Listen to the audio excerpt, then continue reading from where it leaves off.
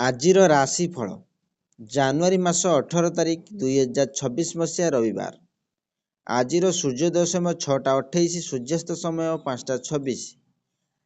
ଆଜିର ପଞ୍ଚାଙ୍ଗ ମାଘ ମାସ କୃଷ୍ଣପକ୍ଷେ ତିଥି ଅମାବାସ୍ୟା, ରାତ୍ରି 1:43 ଗତେ ପ୍ରତିପଦା, ନକ୍ଷତ୍ର ପୂର୍ବ ଆଷାଢ଼ ଦିବା 11ଟା 17 ଗତେ ଉତ୍ତର ଆଷାଢ଼, ଚନ୍ଦ୍ର ଧନୁ ସନ୍ଧ୍ୟା 5ଟା 42 ଗତେ ମକର, ଯୁଗ ହର୍ଷଣ, ସିଂହ ରାଶିର ଘାତ ଚନ୍ଦ୍ର, ମେଷ ରାଶିର ଘାତ ବାର। କାଳବେଳା ଓ ବାରବେଳା ଦିବା 10ଟା 33 ଗତେ 1:18 ମଧ୍ୟେ, ବିଶୁଦ୍ଧ ବା ଅମୃତ ବେଳା ଦିବା 7ଟା 15 ଗତେ 10ଟା 26 ମଧ୍ୟେ, ରାତ୍ରି 7ଟା ଗତେ 8ଟା 37 ମଧ୍ୟେ, ବିଶୁଦ୍ଧ ବା ମହେନ୍ଦ୍ର ବେଳା ପ୍ରାତଃ 7ଟା 14 ମଧ୍ୟେ ଓ 1:40 ଗତେ 2ଟା 28 ମଧ୍ୟେ। ଆଜି ଆମିଷ ଭକ୍ଷଣ ନିଷେଧ। ଚାଲନ୍ତୁ 12ଗୋଟି ରାଶିର ନାମ ଜାଣିବା ଏବଂ କେମିତି ରହିଛି ଆପଣଙ୍କ ଦିନ ସେ ବିଷୟରେ ଜାଣିବା ପୂର୍ବରୁ ଭିଡ଼ିଓଟି ଭଲ ଲାଗିଲେ ଲାଇକ୍ ସେୟାର ସବସ୍କ୍ରାଇବ୍ କରିବେ, ପାଖରେ ଥିବା ବେଲ୍ ଆଇକନ୍ ଦେବେ ଅଲ୍ ନୋଟିଫିକେସନ୍ ଅନ୍ କରିବେ, ଯାହାଫଳରେ ନୂଆ ନୂଆ ଭିଡ଼ିଓ ପାଇପାରିବେ। ପ୍ରଥମରେ ଦେଖିବେ ମେଷ ରାଶି ବ୍ୟକ୍ତିମାନଙ୍କ ପାଇଁ। ବ୍ୟବସାୟୀମାନଙ୍କ ପାଇଁ ଆଜିର ଦିନ ଲାଭଦାୟକ ହୁଏ, ଆର୍ଥିକ ଲାଭ ମିଳିବ, ଲମ୍ବା ଓ ଆର୍ଥିକ ଆୟୋଜନ ମଧ୍ୟ କରିପାରିବେ। ଶରୀର ଏବଂ ମନ ସୁସ୍ଥ ରହିବ, ମିତ୍ରମାନଙ୍କ ପାରିବାରିକ ସଦସ୍ୟ ମାନଙ୍କ ସହିତ ଆନନ୍ଦିତ ଦିନ କଟିବ। ସେଇଭଳି ଦେଖିବା ବୃଷ ରାଶି ବ୍ୟକ୍ତିମାନଙ୍କ ପାଇଁ ଆଜି ଲୋକମାନଙ୍କ ସହିତ ସହାନୁଭୂତି ରହିବ, ବୌଦ୍ଧିକ ଚର୍ଚ୍ଚା କିମ୍ବା ବାଦ ବିବାଦରେ ସଫଳତା ମିଳିବ। ବିଦ୍ୟାର୍ଥୀମାନଙ୍କ ପାଇଁ ଭଲ ସମୟ ଅଟେ, ପରିଶ୍ରମ ଅନୁପାତରେ କମ୍ ସଫଳତା ମିଳିବ। ପାଚନ ତନ୍ତ୍ର ସମସ୍ୟାର ସ୍ୱାସ୍ଥ୍ୟ ଖରାପ ହେବାର ଆଶଙ୍କା ଅଛି। ସେଇଭଳି ଦେଖିବା ମିଥୁନ ରାଶି ବ୍ୟକ୍ତିମାନଙ୍କ ପାଇଁ ସମସ୍ତ କାର୍ଯ୍ୟରେ ଆପଣ ଦ୍ୱନ୍ଦ୍ୱ ଅନୁଭବ କରିବେ, ମାତା ଏବଂ ମହିଳାମାନଙ୍କ ମାମଲାରେ ଅଧିକ ସମ୍ବେଦନଶୀଳ ହେବେ।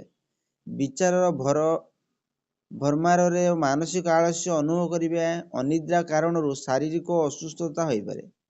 ପାଣି କିମ୍ବା ଅନ୍ୟ ତରଳ ପଦାର୍ଥ ଭୟାନକ ପ୍ରମାଣିତ ହୋଇପାରନ୍ତି।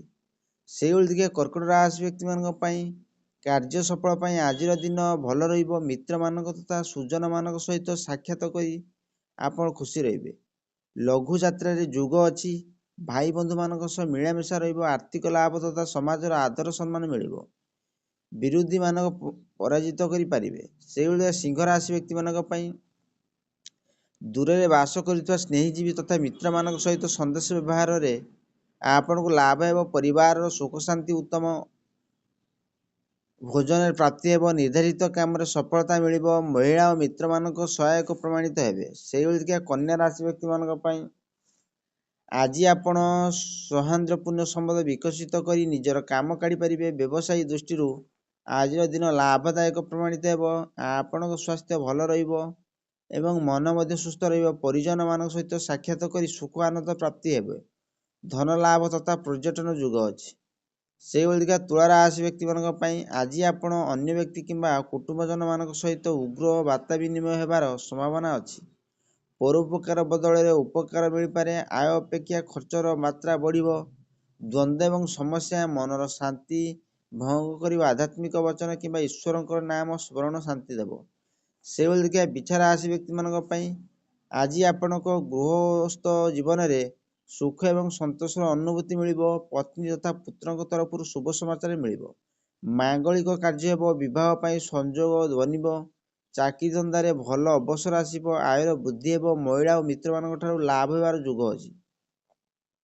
ସେଇଭଳି ଦେଖିବା ଧନୁରାଶି ବ୍ୟକ୍ତିମାନଙ୍କ ପାଇଁ ଆଜି ଆପଣଙ୍କ କାର୍ଯ୍ୟ ସଫଳତାପୂର୍ବକ ସମ୍ପନ୍ନ ହେବ। ପରୋପକାର ଭାବନା ଆଜି ବଳବତ୍ତର ରହିବ। ଅମୋଦ ପ୍ରମୋଦ ସହିତ ଆପଣଙ୍କ ଦିନ କଟିବ। ଚାକିରି ବ୍ୟବସାୟୀରେ ମାନ ସମ୍ମାନ ପ୍ରାପ୍ତି ହେବ।